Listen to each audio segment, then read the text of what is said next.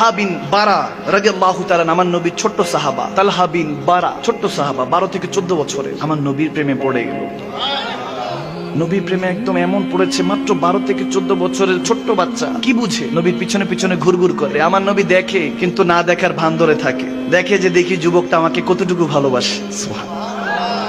দেখতেছে ছোট্ট বাচ্চা ঘুরাঘুরি করতেছে। একদিন নবীজি হেঁটে যাচ্ছেন, নবীজিকে এসে জড়ায় ধরলেন। জড়ায় ধরে বলতেছেন, ইয়া রাসূলুল্লাহ, কোন একটা আমল দেন, আমি আমল করব।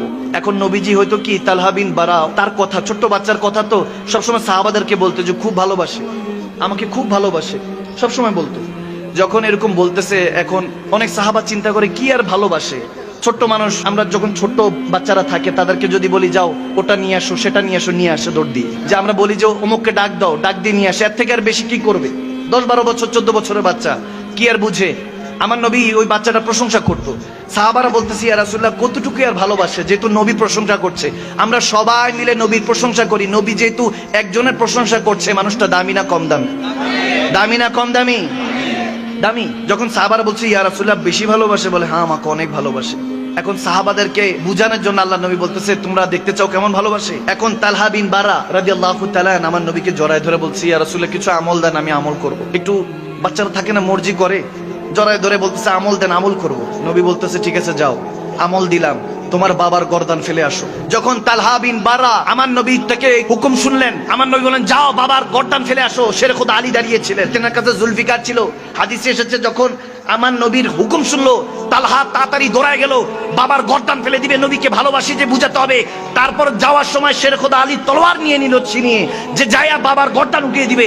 আমার নবী সাহাবাদেরকে বললে, দেখেছো কেমন ভালোবাসে, যাও যাও আটকাও, না তো সত্যি সত্যি তার বাবার গর্দান উড়িয়ে দিবে। সুবহানাল্লাহ বলে।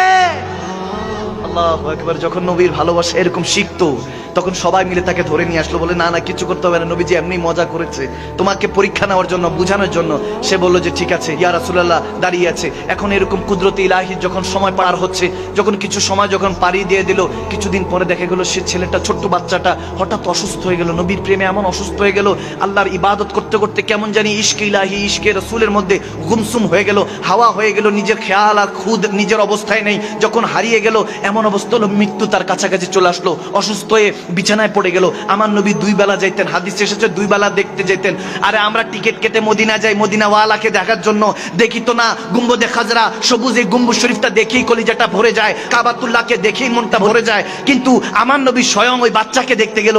সুবহানাল্লাহ। যখন এরকম অবস্থা হলো, কয়েকদিন পার হওয়ার পরে আমার নবী ওই যখন বাচ্চাটার কাছাকাছি গেলেন, বাচ্চার বাবাও দাঁড়ায় ছিল, বাচ্চাটাকে কোলে নিলেন, কোলে নিয়ে আদর করছেন, কপালে চুমু খাচ্ছেন। এরপরে বাবার কানে কানে জানি কি জানি বলে বাচ্চাকে আদর করে চলে আসলেন বাবাটার কাছে। ছেলে জিজ্ঞেস করলো কি হয়েছে বাবা?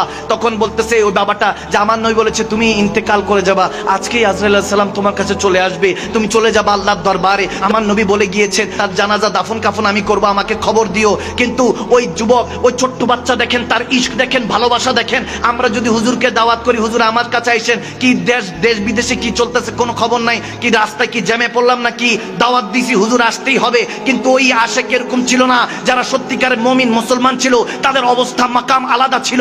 তারা বলতেছেন, ওই হাদিসের মধ্যে এসেছে, ওই বাচ্চা যখন ইন্তেকালের শেষ মুহূর্তে ওসিয়ত করে যাচ্ছে, বলে বাবা আমি ওসিয়ত করলাম, আমি মারা যাওয়ার সাথে নবীজিকে কোনো খবর দিবা না, সাথে তাকে আমাকে দাফন দিয়ে দিবা। সে বাবা বলতেছে, তোমার জানাজা পড়াবে আমার রাসূল, এর চেয়ে বড় ভাগ্যবান আর কি হতে পারে? দাফন কাফনের কথা স্বয়ং রাসূল নিজে বলে গিয়েছেন, তুমি বলতেছো এর আগে দাফন করে দিতে কেন? কি সব প্রবলেম কি? বলে না না, আমার নবী যখন তেনার হুজরা শরীফ থেকে ঘর থেকে আমার ঘরে আসবে, প্রতিমধ্যে অনেক ইহুদি নাসারাদের ঘর আছে, আমার নবীকে কষ্ট দিতে পারে।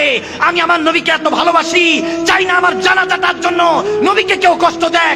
সে বলতেছে আমাকে আর আগে ইন্তেকাল হওয়ার সাথে জানাজা পড়াই দিও। যখন তার ইন্তেকাল হলো, দাফন কাফন হয়ে গেল, জানাজা হয়ে গেল, মাটিতে পুঁতে ফেললো। এখন দেখেন আমার নবী এসেছে, খবর পেয়ে দৌড়া এসছে, এসে বলতেছে কি ব্যাপার? তোমাকে না বললাম তোমার সন্তান তালহা যখন, আমার কলিজার টুকরা তালহা যখন ইন্তেকাল করবে আমি নিজে আসবো। বলে না না ইয়া রাসূলুল্লাহ, সে ওসিয়ত করে গিয়েছে, আমি তো চেয়েছি আপনি আসেন, কিন্তু সে ওসিয়ত করে গিয়েছে। বলে কি ওসিয়ত? বলে আমার নবীকে এই ইহুদি নাসারারা কষ্ট দিবে, প্রতিমধ্যে রাস্তার মধ্যে ইহুদিদের ঘর আছে, কাফের মুশরিকদের ঘর আছে, আমার নবীকে কষ্ট দিবে, তুমি ডাইকো না বাবা, ওসিয়ত করে গিয়েছে। ইয়া রাসূলুল্লাহ, ওসিয়ত রাখার জন্য জন্য আপনাকে আর ডাকি নাই। আমার নবী চোখ দিয়ে টপ টপ করে পানি পড়তে লাগলো যে আমাকে কত ভালোবাসতো তালহা। কবরে বললে কবরটা কোথায়? বলে ইয়া রাসূলুল্লাহ এই জায়গার মধ্যে।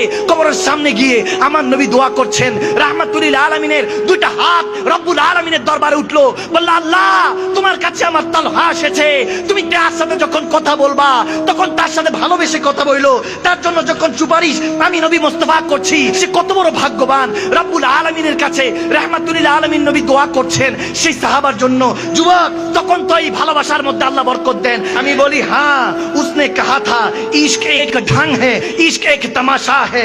मैंने कहा तुझे इश्क हो खुदा करे, फिर कोई तुझे उससे जुदा करे, फिर तू गली गली फिरा करे, तू उसी की तस्बीह पढ़ा करे, फिर उसी का नाम जपा करे, बस उसी का नाम जपा करे, फिर तू उसी का नाम जपा करे, फिर मैं कहूँ कि इश्क एक ढंग है और तू नहीं नहीं कहा करे।